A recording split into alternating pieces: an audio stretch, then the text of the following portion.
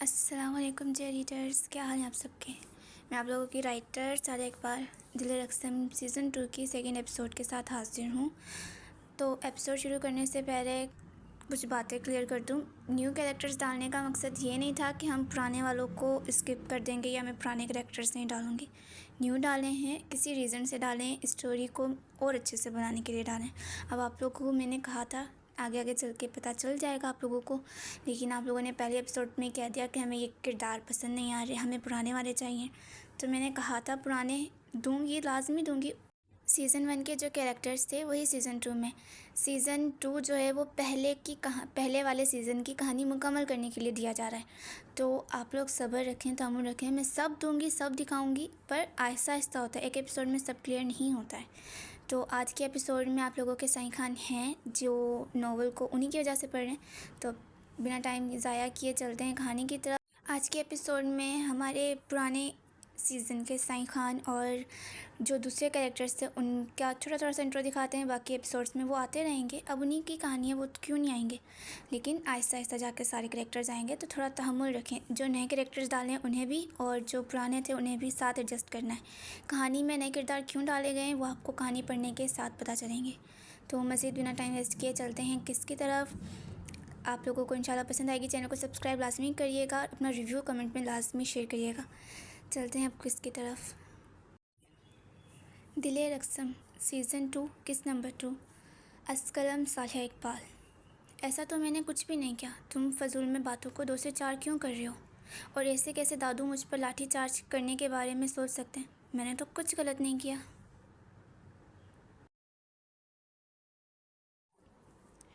اب لڑکیاں خود میرے ساتھ تصویریں کھنچوانے کے لیے، میٹھی میٹھی باتیں کرنے کے لیے مری جاتی ہیں، تو میں کیا کر سکتا ہوں؟ لوگوں کی جانیں بچانا، لوگوں کی مدد کرنا تو ہم مسلمانوں پر فرض ہے نا۔ میں تو بس وہی کر رہا تھا۔ اب رپورٹرز نے انہیں کس اینگل سے لیا اس بارے میں کچھ نہیں کہہ سکتا۔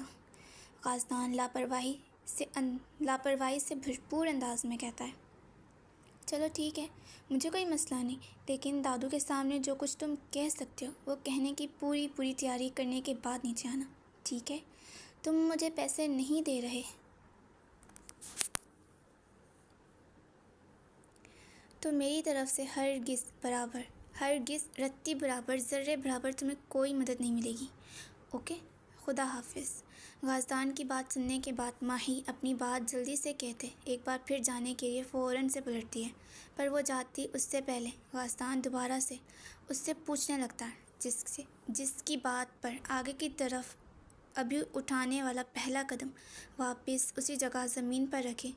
ماہی فوراً سے غازدان کی طرف پلٹتی ہے، اگر میری مدد کرنے کی، نیکی کرنے کا ارادہ تم نے کر ہی لیا تھا تو بندہ کبھی اپنی آخرت کو ذہن میں رکھ کر مدد کر دیتا ہے، لیکن نہیں، دنیا تباہ ہو جائے، آسمان زمین پر گر جائے، زمین پھٹ جائے، پر تم میرے معاملے میں کبھی مفت میں کوئی نیکی کر لو، مجھے کبھی دادو کی ڈانٹ سے بچا لو، یہ ہو ہی نہ جائے، میں ایک وقت پر اپنے ایک دشمن پر بھروسہ کر لوں جو اس دنیا میں ہے ہی نہیں، پر تم پر ہرگز نہیں کروں گا، مر بھی جاؤں گا پر تم پر بھروسہ ہرگز نہیں کروں گا۔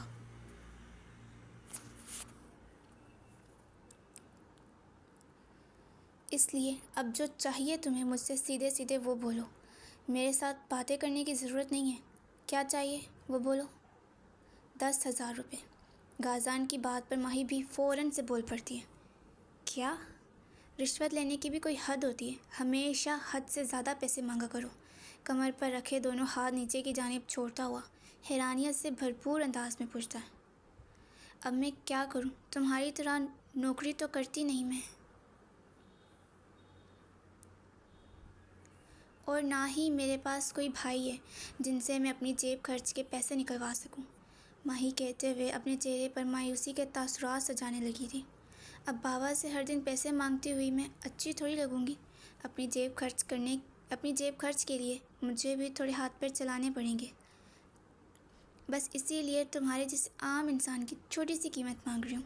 اب میں زیادہ تم پر وزن نہیں ڈال سکتی، تمہاری شکل جیسی ہے نا، اس پر 1 روپیہ بھی خرچ کرنا پیسے کی توہین کرنے کے برابر ہوگا۔ لیکن تم خود پر خود لگا رہے ہو تو اس لیے تم ایڈجسٹ کر سکتے ہو، چلو 10,000 نکالو۔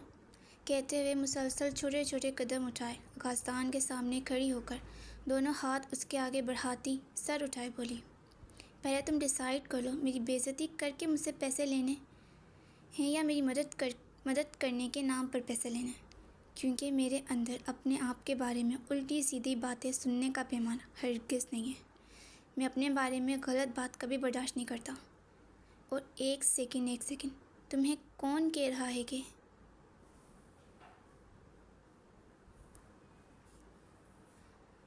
تم مجھے بچاؤ، اور تمہیں لگتا ہے کہ تمہارا یہ چھوٹا سا وجود مجھے کسی سے بچا سکتا ہے؟ ہا ہا ہا ہا، مذاق ہے کیا؟ ماہی کے سر پر ہاتھ مارتا ہوا اسے اپنے سامنے سے ہٹاتے ہوئے مذاق اڑانے والے انداز میں بولا، تم میرا وجود دیکھ کر مجھے کچھ زیادہ ہی انڈر اسٹیمیٹ نہیں کر رہے؟ نہیں چاہیے مدد تو نہ لو تم۔ حد ہو گئی ہے، نیکی کر دریا میں ڈالنے والا مقام ہے یہاں پر، کسی کے لیے انسان اچھا سوچے بھی نہ۔ ماہی اپنے ہاتھ نیچے کرتی ہوئی دھیرے دھیرے سے سر جھکائے بالکل آہستہ سی آواز میں کہتی ہے، چلو پھر ٹھیک ہے، میں چلتی ہوں۔ میرا کیا، میرا تو صرف 10,000 کا نقصان ہوا ہے، تمہاری تو ہڈیوں کا نقصان ہوگا، لیکن کوئی بڑی بات نہیں۔ زیادہ سے زیادہ تم 1 مہینے کے لیے اپنی انگریز گرل فرینڈ سے باتیں نہیں کر پاؤ گے اور انہیں اپنے جسم کی نمائش نہیں کروا پاؤ گے، جنہیں دیکھ وہ سب تم سے امپریس ہیں، اور پھر 1 مہینے کے اندر تمہاری ایک ایک کر کے ساری کی ساری گرل فرینڈز تمہیں چھوڑ جائیں گی۔ زیادہ سے زیادہ بس یہی ہوگا تمہارے ساتھ، میری ساری گرل فرینڈز ایک ایک کر کے چھوڑ جائیں گی۔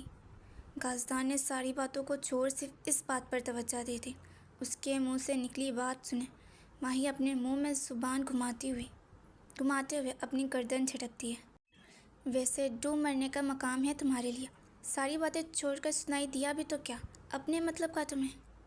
خیر چھوڑو، تم تو ویسے بھی مطلبی انسان ہو، اپنے مطلب کی بات ہی سنو۔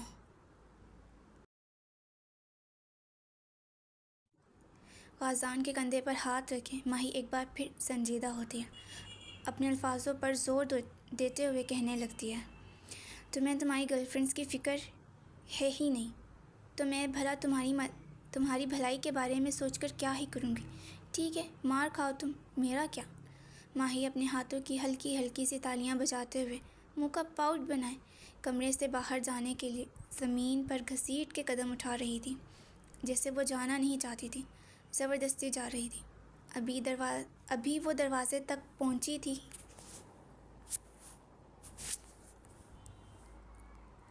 دروازہ کھولنے کے لیے ہاتھ ہوا میں اٹھائے تھے کہ اتنے میں غازدان پیچھے سے آتا زور سے دروازے پر ہاتھ رکھتا ہوا دروازے کھلنے سے پہلے ہی بند کر دیتا ہے۔ کیا دادو زیادہ غصے میں ہے؟ نہیں، زیادہ نہیں، بس اپنے منہ سے اور آنکھوں سے وہ آج آگ اگل رہے ہیں۔ اب اس سے تم اندازہ لگا لو کہ وہ غصے میں ہیں یا نہیں۔ ہلکا سا مسکراتے ہوئے ٹمٹماتی ہوئی آنکھوں سے غازدان کے چہرے کے تاثرات کو بدلتا ہوا دیکھے بولتی ہے،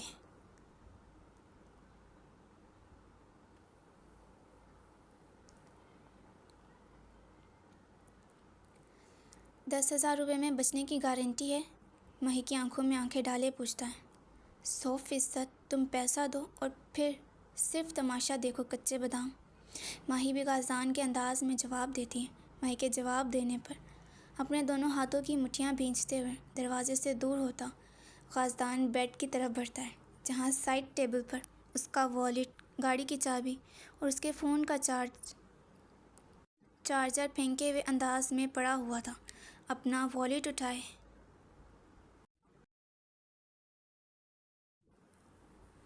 اس میں سے 5,000 کے 2 کڑک نوٹ نکالے۔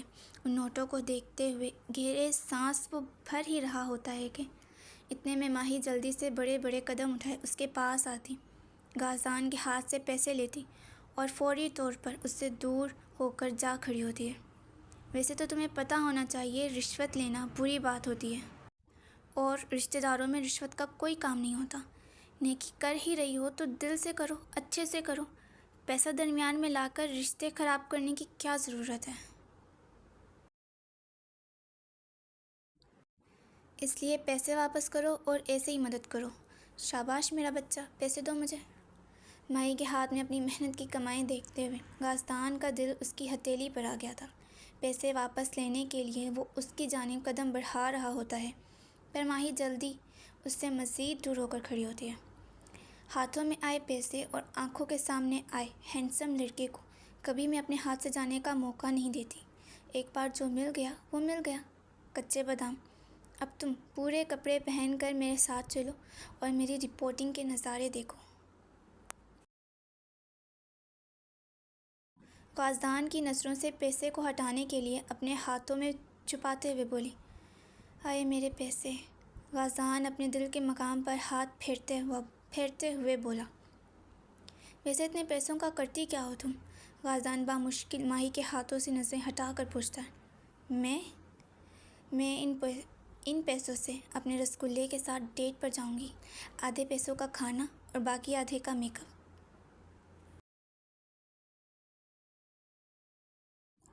ماہی چہرے پر بڑی سی مسکراہٹ سجائے خوشی سے بھرپور انداز میں کہتی ہے، رسگلہ کون؟ تمہارا بوائے فرینڈ بھی ہے کیا؟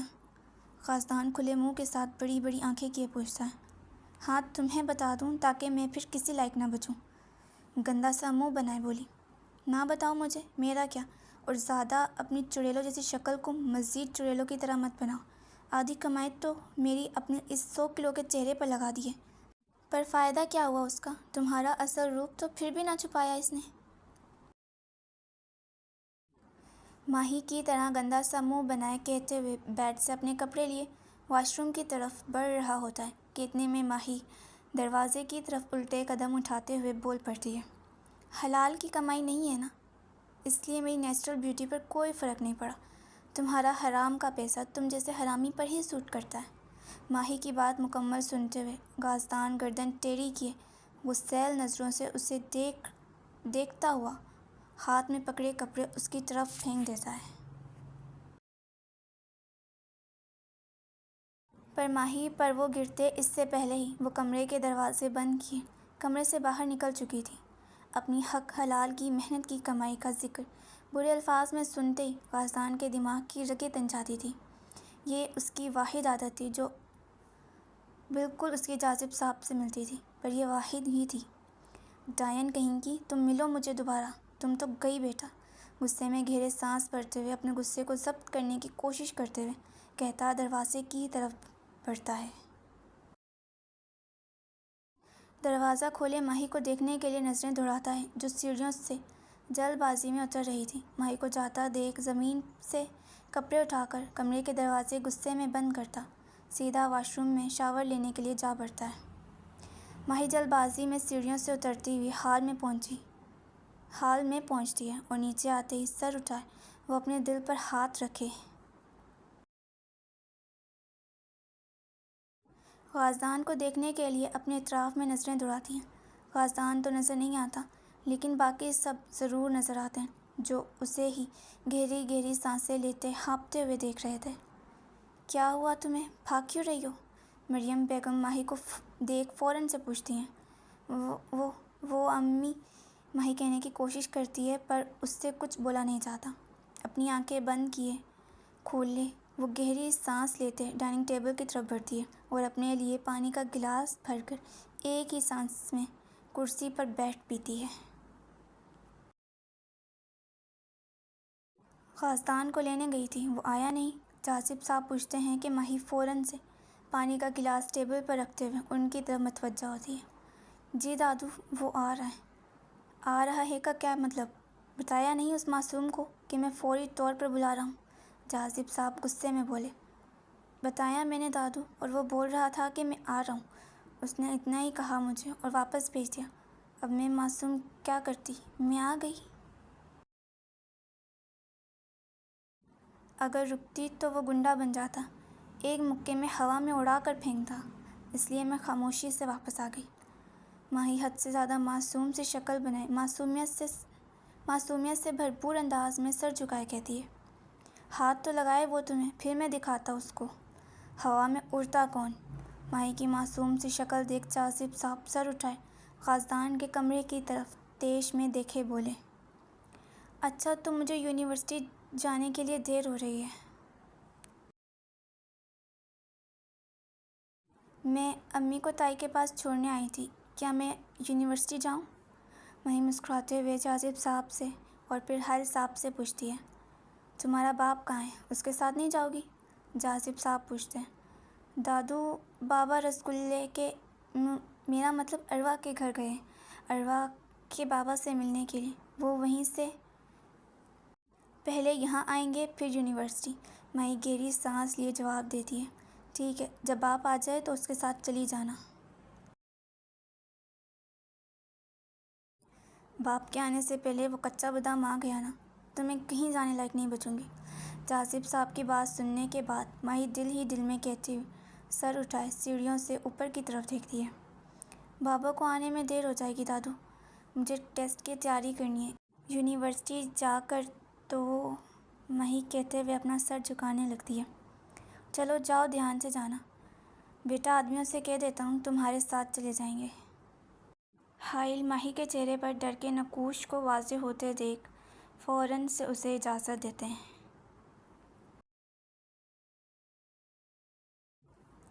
جی تایا ابو، خدا حافظ دادو امی۔ حائل صاحب کی طرف سے اجازت ملتی ہی ہے کہ ماہی بنا رکے سیدھا حویلی سے باہر نکل جاتی ہے اور بنا وقت گوائے اپنی گاڑی میں سوار وہ قازدان کے نیچے آنے سے پہلے یونیورسٹی جانے کے لیے نکل پڑتی ہے۔ ماہی کی گاڑی حویلی سے نکلی تھی اور قازدان شاور لیے اپنے گیلے بالوں میں ہاتھ پھیرتے ہوئے اپنے بلیک کلر کے کاٹن کی قمیض کی بازوؤں کو کوہنیوں تک فولڈ کرتے ہوئے سیڑھیوں سے نیچے اترتا ہے۔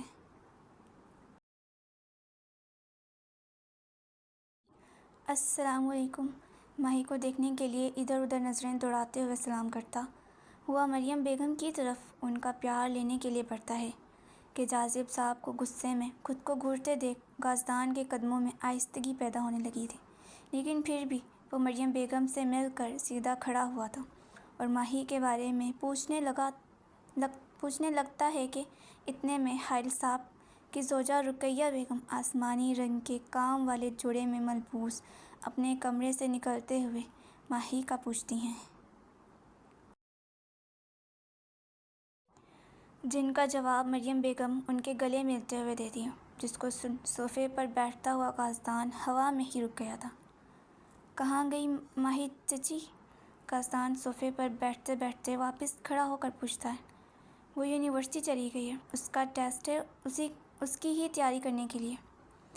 وہ تو اپنے ٹیسٹ کی تیاری کرنے کے لیے چلی گئی ہے، اب تمہاری باری، اپنے ٹیسٹ کا نتیجہ سننے کے ساتھ ساتھ دیکھنے کی بھی، مریم بیگم جواب دیتی ہیں اور قازدان کی نظریں فوراً سے اپنے دادا کی طرف اٹھتی ہیں، جو اپنی لاٹھی اپنے ہاتھ میں پکڑتے ہوئے صوفے سے اٹھ کھڑے ہوئے بول رہے تھے، دھوکے باز ڈائن، رشوت بھی لے گئی اور میرا کچھ کر کر بھی نہیں گئی۔ قازدان اپنے دادو کے قدموں کو اپنی طرف بڑھتا دیکھ بامشکل سانس لینے کی کوشش کرتے ہوئے دل ہی دل میں خود سے کہتا ہے، ہاں تو بتاؤ پھر، میرے منہ سے اپنی ترقی کی تعریفیں سننا چاہو گے یا میری لاٹھی سے؟ جاذب صاحب اپنی لاٹھی قازدان کے سامنے لا کر زور سے فرش پر مارتے ہوئے سخت انداز میں پوچھتے ہیں۔ اپنے دادا کو جواب میں کچھ بھی کہنے سے پہلے قازدان گردن موڑے اپنے ماں باپ کی طرف دیکھتا ہے، جو اس وقت بالکل خاموش انداز میں کھڑے سامنے کے مناظر دیکھ رہے تھے۔ انہیں اس طرح خاموش دیکھ قازدان گہری سانس بھرتا اور پھر اپنے دادا کی طرف ان کی آنکھوں میں آنکھیں ڈالے دیکھنے لگتا ہے۔ آپ کو آپ کی عمر کے حساب سے جو مناسب لگے وہ کرنا چاہیے، میں تو اتنا ہی کہہ سکتا ہوں۔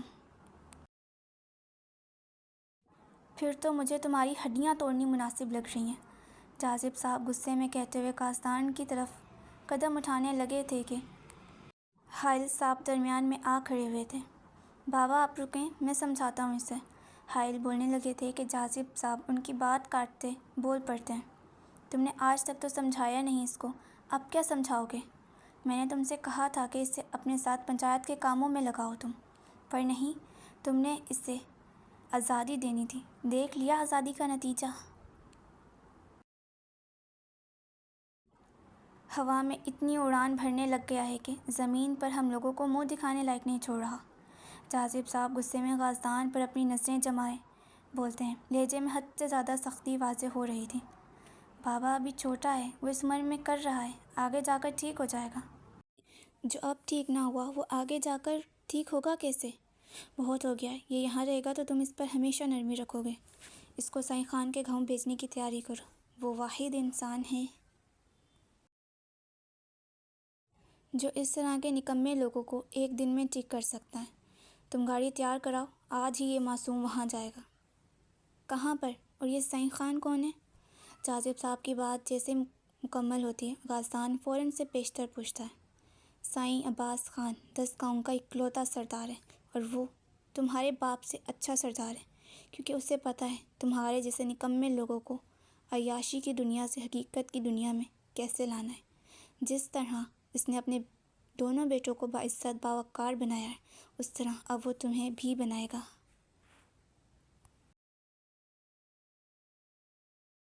پر میں ان کا بیٹا نہیں ہوں۔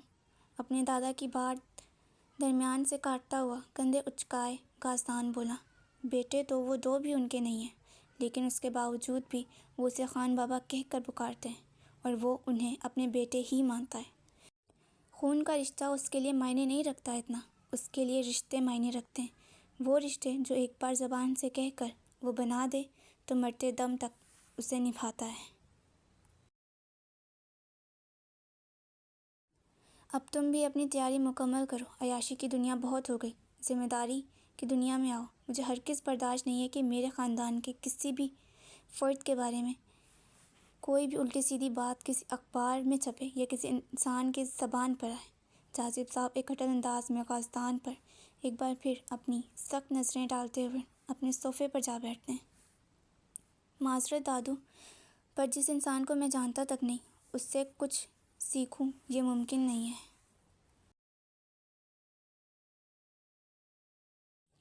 میں تو کہیں نہیں جا رہا، میں اپنی دنیا میں اپنی زندگی میں بڑا مست ہوں۔ ایک گہری سانس بھرتا اپنے ہاتھوں کو نیچے کی جانب چھوڑے، اپنے دادا پر اور پھر اپنے بابا پر سرسری سی نظر ڈالتا ہوا گردن موڑے پیچھے کی جانب ایک نظر ڈائننگ ٹیبل پر ناشتہ لگتا دیکھ غازدان ڈائننگ ٹیبل کی طرف بڑھ جاتا ہے۔ سو ڈھیٹ مرے ہوں گے نا، تب جا کر تمہاری جیسی نہ بات ماننے والی اولاد پیدا ہوئی ہوگی۔ تم سے میں نے پوچھا نہیں ہے کہ تم جاؤ گے یا نہیں، تمہیں میں نے بتایا ہے۔ جا کر تیاری کرو، آج ہی تم جاؤ گے، بلکہ اگلے 1 گھنٹے کے اندر اندر۔ لیکن بابا، سائیں خان سے تو ہماری کوئی بات نہیں ہوئی اس بارے میں، ایسے کیسے وہ کسی بھی دوسرے گاؤں کے سردار کے بیٹے کو اپنے ساتھ رکھے گا؟ مجھے نہیں لگتا۔ جازب صاحب اٹل انداز میں اپنے الفاظوں پر زور دیتے ہوئے بولتے ہیں۔ ان کی بات مکمل ہوتے ہی حائل پوچھتے ہیں۔ اس سے میری بات ہو چکی ہے، اور وہ تمہارے جیسی نافرمان اولاد نہیں ہے، اور نہ تمہاری اولاد جیسی اولاد ہے۔ اسے بڑوں کی بات ماننی اور ان کی بات کا مان رکھنے آتا ہے۔ تم جا کر اپنے بیٹے کی تیاری کرواؤ، جائے گا تو یہ نکما آج ہی۔ غازدان کو ڈائننگ ٹیبل پر بیٹھے سکون سے فریش جوس پیتے دیکھتے ہوئے بولتے ہیں۔ سمجھ میں نہیں آ رہا، بے عزتی میری خود کی وجہ سے ہو رہی ہے یا اپنے بیٹے کی وجہ سے؟ حائل گردن موڑے ایک نظر غازدان کو اور پھر اپنے بابا کو دیکھ دل ہی دل میں سوچتے ہیں، اور سوچتے گہری سانس لیے خود کو کمپوز کرتے بھی صوفے پر جا بیٹھتے ہیں۔ ٹھیک ہے بابا، آپ کا فیصلہ ہے، انکار کرنے کی گنجائش نہیں۔ جائے گا یہ سائیں خان کے گاؤں سرداری سیکھنے کے لیے۔ حائل صاحب بھی اپنے بابا کے فیصلے کے ساتھ سہمت ہوتے ایک اٹل انداز میں بولتے ہیں، جس کی بات سنے ڈائننگ ٹیبل کے پاس کرسی پر بیٹھے غازدان کے منہ سے ایک فوارے کی طرح منہ میں ڈالا جتنا بھی جوس تھا سارا کا سارا جھٹ سے باہر نکل آتا ہے۔ کیا آپ لوگ میرے بارے میں فیصلہ کر رہے ہیں؟ اور وہ بھی بنا میری رضامندی لیے؟ میں آپ لوگوں کی آنکھوں کے سامنے بیٹھا ہوں، میں کہیں نہیں جا رہا، جلدی سے کہتا ہوا کرسی سے اٹھتا اپنے بابا کی جانب قدم بڑھاتا ہے۔ تمہاری رضامندی کس لیے چاہیے ہمیں بیٹا جی؟ تمہارے باپ کے باپ نے فیصلہ کر لیا، اب تو تمہیں جانا پڑے گا۔ جا کے اپنا سامان پیک کرو، ورنہ تمہاری ماں یہیں کھڑی ہے، یہ کروا دیں گی۔ امی، حائل صاحب اپنی بیوی کی طرف ہاتھ سے اشارہ کیے کہتے ہیں کہ غازدان بھی جلدی سے رونے والے انداز میں اپنی ماں کو دیکھتے ہوئے پکارتا ہے، جو جواب میں کچھ بھی کہنے کے بجائے اپنے دونوں ہاتھ ہوا میں اٹھاتی ہوئی بلند آواز میں نوکرانی کو آواز لگاتی ہیں۔ ان کی ایک آواز پر نوکرانی کچن سے دوڑتی ہوئی آتی ہے۔ اس کے آتے ہی رقیہ بیگم ایک نظر اپنے بیٹے پر ڈالتی ہوئی نوکرانی کو اس کا سامان پیک کرنے کے لیے کہتی ہے۔ مطلب آپ لوگوں نے فیصلہ کر لیا، مجھے بھیج کر ہی مانیں گے؟ سوچ لیں، وہاں جانے کے بعد اگر کچھ بھی الٹا سیدھا ہوا، اس کے ذمہ دار آپ لوگ ہوں گے، میں نہیں، کیونکہ آپ لوگ مجھے زبردستی بھیج رہے ہیں۔ میری کوئی رضامندی نہیں ہے وہاں جا کر کچھ بھی کرنے میں۔ غازدان ایک نظر ہال میں موجود ہر شخص پر ڈالتا ہوا تھکے ہوئے انداز میں، بیزاریت والے انداز میں گہری سانس بھرے ان سب کے سامنے صوفے پر بیٹھتا ہوا بولا، تم اس چیز کی فکر ہی نہ کرو بیٹا جی، کیونکہ وہاں جو انسان ہے جس کے پاس تم جا رہے ہو، اس کے ہوتے ہوئے تم کوئی الٹی سیدھی حرکت کر بھی نہیں پاؤ گے، سمجھے؟ حائل صاحب اپنے لبوں پر بڑی سی گہری مسکراہٹ سجاتے ہوئے بولے، دیکھتے ہیں، یہ تو وہاں جا کر پتہ چلے گا کہ میں کچھ کر پاتا ہوں یا نہیں۔ دیکھ لیجیے گا، 2 دن کے اندر میں آپ لوگوں کو واپس اس حویلی میں آپ لوگوں کی آنکھوں کے سامنے کھڑا نظر آؤں گا۔ کسی سائیں خان میں اتنا دم نہیں جو اس غازدان قدسی سے بنا اس کی رضامندی کے کچھ کروا سکے۔ غازدان اپنے دادا کی طرف گردن موڑے ان کے چہرے کی طرف دیکھتے ہوئے اٹل مضبوط انداز میں کہتا ہے، ٹھیک ہے، دیکھ لیتے ہیں۔ جازب صاحب بھی غازدان کے چہرے کی طرف اس کی آنکھوں میں آنکھیں ڈالے ہوئے ایک اٹل سے انداز میں، دو ٹوک انداز میں کہتے ہیں، ابھی دادا اور پوتا ایک دوسرے کو آنکھوں ہی آنکھوں میں دیکھ ہرانے کی ناکام کوشش کر رہے تھے کہ اتنے میں غازدان کے کپڑے پیک کیے دوسری منزل سے نوکرانی سوٹ کیس سیڑھیوں سے گھسیٹ کے اتارتی ہوئی نیچے آ رہی تھی۔ سوٹ کیس کی آواز پر غازدان اپنے دادا سے نظریں ہٹائے اس نوکرانی کی طرف دیکھتا ہے۔ سوٹ کیس کے بھاری ہونے کی وجہ سے وہ خود صوفے سے اٹھتا ہوا اس نوکرانی کے پاس جاتا اور اس کے ہاتھ سے سوٹ کیس لیے خود ہال میں آتا ہے۔ ویسے بہت بری بات ہے، بنا مرضی کے کسی کے ساتھ کبھی زبردستی نہیں کرنی چاہیے۔ اگر آپ میری شادی کروا رہے ہوتے تو پھر بھی مجھے سمجھ آتا، لیکن آپ تو مجھے گاؤں سے نکالنے پر تلے ہوئے ہیں۔ ٹھیک ہو گیا، جب میری اس سے بھی بڑی حویلی ہوگی نا، پھر دیکھیے گا آپ لوگ، میں کبھی نہیں آؤں گا آپ لوگوں کی حویلی میں۔ منہ پھلائے سب کو دیکھتے ہوئے بولتا ہے۔ اس کی بات پر کوئی بھی پہلے چند لمحے تو کوئی ری ایکشن نہیں دیتا، اور سب کو اس طرح سے کولڈ انداز میں دیکھ غازدان گہری سانس بھرتا ہوا اپنے آپ کو خود کمپوز کرتا حویلی سے باہر جانے کے لیے اپنا سوٹ کیس اپنے ہاتھ میں پکڑے نکلنے لگتا ہے۔ وہ حویلی سے باہر دروازے کو کراس کرتا اس سے پہلے ہی وہی نوکرانی بلند آواز میں اسے پکارتی ہے۔ اس کی آواز پر غازدان کے قدم فوراً سے رک گئے تھے۔ رکیں صاحب جی، دوڑتے ہوئے اس کے سامنے آتی غازدان کا راستہ روک دیتی ہے۔ ہائے میں قربان، جہاں میرے اپنے مجھے نکالنے پر تلیں وہاں صرف تمہیں میری فکر ہے، غازدان معصومانہ انداز میں کہتا ہے۔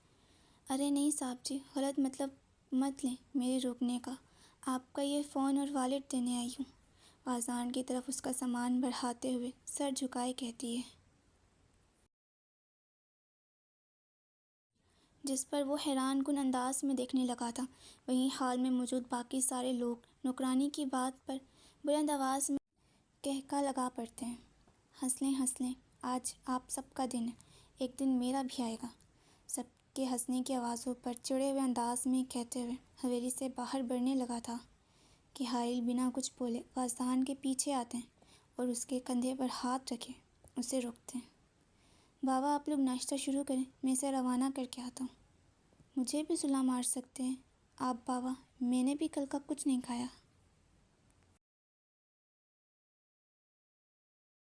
سر اٹھائے اپنے بابا کو دیکھتے ہوئے بولا، تمہیں آج کا ناشتہ خان حویلی میں نصیب ہوگا میرے بیٹے، تم چلو۔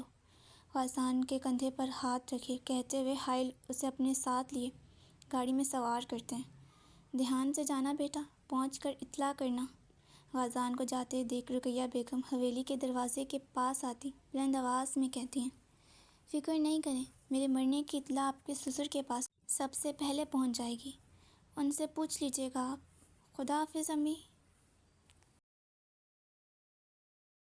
غازدان بلند آواز میں کہتا ہے اور حویلی سے باہر 3 گارڈز کی گاڑیوں کے ساتھ نکل پڑتا ہے۔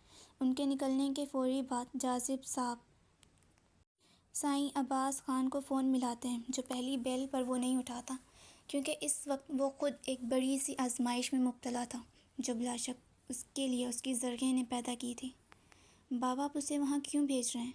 کیوں اگلوں کا دماغ خراب کروانا ہے آپ نے؟ حائل واپس حویلی میں داخل ہوتے وقت پوچھتے ہیں۔ اگلوں کے دماغ خراب ہونے والے نہیں ہیں، البتہ تمہارے لڑکے کا درست ہونے والا ضروری ہے، جو اب وہاں پر جا کر ان خانوں کے ساتھ رہ کر ہوگا۔ جاذب صاحب حویلی کے کھلے دروازوں کی طرف دیکھتے ہوئے مدھم سی آواز میں کہتے ہیں۔ جمعرات کے دن ایک بار پھر سائیں خان کی پنچایت میں تقریباً 250 سے زائد لوگ موجود تھے۔ آج ہی زیادہ لوگ تھے کیونکہ سب آج ہونے والے فیصلے کو سننے کے لیے بڑے بے تاب اور بے چین ہو رہے تھے۔ ایک بار پہلے بھی جمعرات کے دن اتنی بڑی پنچایت لگی تھی اور آج ایک بار پھر پہلے سے بڑی پنچایت لگ چکی تھی۔ اس وقت سائیں خان کی پنچایت میں اتنے لوگ تھے کہ وہ سب کے سب ایک دوسرے میں گھسے پڑے تھے، زمین پر قدم رکھنے کی جگہ تک نہیں تھی۔ سب لوگوں کی نظریں مسلسل ایک ہی شخص پر ٹکی ہوئی تھی جو پنچایت میں لکڑی کی ایک مضبوط کرسی پر ایک مضبوط انسان کی طرح، ایک شہنشاہی انسان کی طرح بیٹھے ہوئے سردار عباس خان پر تھی۔ سائیں خان کے آس پاس بہت سے بڑی پوسٹ کے پولیس آفیسرز بھی موجود تھے جو اس گاؤں کے نہیں تھے، اور بہت سے دوسرے گاؤں کے سردار بھی تھے، وہ سب بھی آج کے فیصلے کے لیے یہاں موجود تھے۔ عباس اکیلا ان گنت لوگوں کی نظروں کا مرکز بنا ہوا تھا کیونکہ جس فیصلے کے لیے وہ یہاں تھا وہ صرف اور صرف وہی لے سکتا ہے۔ سائیں خان کچھ بولو، سب تمہارے کچھ کہنے کے منتظر ہیں۔ ایک بڑی پوسٹ پر فائز پولیس والا گہری سانس لیتا سامنے کی طرف سر اٹھا دیکھتے ہوئے بولا، جہاں پر سفید کلر کے کاٹن کے سوٹ میں ملبوس بلیک کلر کا 3 پیس سوٹ کا کوٹ پہنے ہوئے، پیروں میں کالے رنگ کی کھیڑی پہنے ہوئے، بائیں ہاتھ میں سلور رنگ کی گھڑی پہنے، جس میں اس وقت ڈارک بلیک کلر کی آنکھیں گڑی ہوئی تھی، سفید گوری رنگت جو کاٹن کے سوٹ میں اور پرکشش لگ رہی تھی، چہرے پر کالی داڑھی مونچھ جو خان پٹھانوں کی پرسنالٹی پر سوٹ کرتی ہے اور سائیں خان کی پرسنالٹی پر تو جان لینے کا کام کرتی ہے، کالے گھنے سلکی بال جو بنا جیل کے سیٹ کیے ہوئے تھے پر ہوا کے جھونکے نے ان کو خراب کر دیا تھا، لائٹ گلابی رنگ کے ہونٹ جس پر اس وقت کوئی مسکراہٹ نمودار نہیں تھی۔ اپنی ڈارک بلیک آنکھوں میں چمک لیے انہی آنکھوں سے ایک نظر عباس پولیس والے کی طرف دیکھتا ہے اور اس کی سانسیں اپنی آنکھوں کے ذریعے ہی بند کروا دیتا ہے۔ پولیس والے کی نظریں جیسے ہی سائیں خان سے ٹکراتی ہیں وہ اگلے ہی لمحے اپنا سر جھکا جاتا ہے۔ صرف اس پولیس والے کا ہی نہیں، اس کے ساتھ تقریباً 4 کرسیوں پر اور بڑی پوسٹ پر بیٹھے پولیس والوں کا بھی، ان سب پر اپنی سرد نظریں جمائے عباس ایک گہری سانس بھرتا ہوا اپنے اطراف میں موجود لوگوں کی طرف دیکھتا ہے جو ایک ایک کر ڈر کے مارے سر جھکانے لگے تھے، سوائے یحییٰ شاہ کے جو عباس کے بائیں ہاتھ کی طرف ایک اپنے بیٹے رجب کے ساتھ بیٹھا تھا۔ کچھ بولو سائیں خان، سب تمہارے جواب کے منتظر ہیں۔ ایک بار 4 سال پہلے بھی تم نے اسی پنچایت میں آج کے دن ہی ایک فیصلہ لیا تھا جس کو مکمل کرنے میں تمہیں ناکامی پیش آئی تھی، اور آج پھر اسی بات کو لے کر یہاں پنچایت لگی ہے۔ اب کیا فیصلہ کرو گے تم؟ یحییٰ شاہ سائیں خان کے چہرے کی طرف اس کی آنکھوں میں آنکھیں ڈالے بولتا ہے۔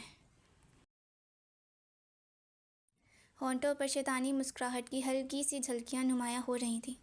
اگر 4 سال پرانی بات ہے تو دوبارہ اس بات کے تحت کوئی بھی فیصلہ لینے کا کیا جواز؟ نتیجہ سب کے سامنے پہلے ہی موجود ہے۔ دو ٹوک انداز میں عباس یحییٰ کی آنکھوں میں دیکھتے ہوئے پوچھتا ہے، کیونکہ تب بات معصوم بچوں کی تھی، لیکن اب بات ان بچوں کے طوائف میں بدل جانے کی ہے۔ تم ان ان گنت بچوں کو تو گاؤں میں لے آئے تھے، ادابائی سے ان سب کو رہا کروانا تھا، لیکن فائدہ کیا ہوا؟ وہ ساری کی ساری لڑکیاں آج بڑی ہو کر کشمیر میں ایک اچھی زندگی گزارنے کے بجائے ایک طوائف کی زندگی گزار رہی ہیں، اور وہ بھی تمہاری بیوی کی وجہ سے۔ یحییٰ شاہ اپنی کرسی سے اٹھتے ہوئے اپنے آخری الفاظوں پر زور دیتے ہوئے کہتا ہے۔ اس کی بات سنتے ہوئے عباس کرسی سے ٹیک لگائے سر اٹھا کر اس کی طرف بامشکل اپنے غصے کو ضبط کرتے ہوئے دیکھ رہا تھا۔ کوئی جواب نہیں ہے تمہارے پاس کیا سائیں خان؟ تم نے مجھ سے میری سرداری چھینی، میری بیٹی کی شادی اپنے بیٹے سے کرائی، میرے بیٹے کو ادمرا تک کروایا تم نے، لیکن پھر بھی تم میرا منہ بند نہ کروا سکے۔ بڑی کوشش کی میں نے ہمارے درمیان کی رشتہ داری کو قبول کرنے کی، پر تمہاری ہر بار کی کوئی نہ کوئی ایسی حرکت میرے سامنے آ جاتی ہے اور مجھے مجبوراً تم سے مزید نفرت کرنے میں مبتلا کر جاتی ہے۔ اب بتاؤ کیا کرو گے تم؟ تمہارے فیصلے نے اور تمہاری اس بیوی نے کشمیر کے ہر گھر کو برباد کر دیا ہے۔ جس کوٹھے کو بند کروانے کے لیے تم نے اس سے شادی کی، وہ کوٹھا تو آج بھی چل رہا ہے، اور پہلے سے کئی گنا زیادہ چرچاؤں میں چل رہا ہے۔ اس ایک ادابائی نے آج 200 سے زائد ادابائی کشمیر میں لا کھڑی کی ہیں، اور ان 200 لڑکیوں کی وجہ سے جو گھر اور زندگیاں برباد ہو رہی ہیں، ان کا کیا کرو گے تم؟ یحییٰ شاہ غصے میں حلق کے بل دہاڑتے ہوئے عباس کی طرف دیکھتے ہوئے کہتا ہے۔ پہلے تو آپ اپنی نظریں اور آواز کو کنٹرول میں کریں سسر جی، اس کے بعد ہمارے خان بابا سے کسی جواب کی امید کرنا۔ یحییٰ شاہ کے تیش بھرے لہجے کو سن ان ان گنت لوگوں کی بھیڑ کے درمیان میں کھڑا عارش خان، سفید گوری رنگت، لائٹ براؤن کلر کی آنکھیں، بلیک کلر کی قمیض شلوار میں ملبوس، جس پر اس نے بلیک کلر کا کوٹ پہنا ہوا، قمیض اور کوٹ کی بازوؤں کو کوہنیوں تک فولڈ کرتے ہوئے ایک اٹل دو ٹوک انداز میں یحییٰ شاہ پر اپنی نظریں جمائے کہتا ہے۔ عارش کی ایک آواز پر اس کے برابر میں کھڑے لوگ جو ایک گھیرے کی طرح تھے، سب کے سب جھٹکا کھاتے ہوئے اس سے دور ہونے لگتے، پر دور ہونے کے بجائے وہ سب لوگ ایک دوسرے میں لگتے ہوئے زمیں بوس ہونا شروع ہوتے ہیں۔ عارش کے اطراف میں موجود لوگ زمیں بوس ہو رہے تھے، لیکن اس نے اپنے اطراف میں دیکھنے تک کی زحمت نہ کی۔ اپنی لائٹ براؤن آنکھوں میں وہ جلا کر راکھ کرنے کا غصہ لیے اپنے سسر پر اپنی نظریں جمائے اس کی جانب بڑھنے لگتا ہے۔ سائیں خان کے بچوں کو کہاں منظور تھا کہ ان کی موجودگی اور غیر موجودگی میں کوئی ان کے بابا کی طرف بلند آواز میں بات کرنا تو دور، نظر اٹھا کر دیکھنے کی ہمت بھی کرے۔ جو ایسا کرنے کی کوشش کرتا ہے وہ پھر مزید زندگی میں کچھ کرنے لائق نہیں بچتا ہے۔ اچھا جی ریڈرز، تو آج کی ایپیسوڈ مکمل ہو چکی ہے، ہو سو کہ آپ سب کو پسند آئے۔ کل کی قسط اور بھی مزے کی ہونے والی ہے، ہمارے پرانے کریکٹرز کے ساتھ ہوگی، تو چینل کو سبسکرائب لازمی کریے گا، اپنا ریویو لازمی شیئر کریے گا، اور بیچ میں جو مسٹیکس ہوئی ہوں ٹائپنگ میں اور وائس میں انہیں اگنور کریے گا۔ ملتے ہیں کل نئی ایپیسوڈ کے ساتھ۔ خدا حافظ۔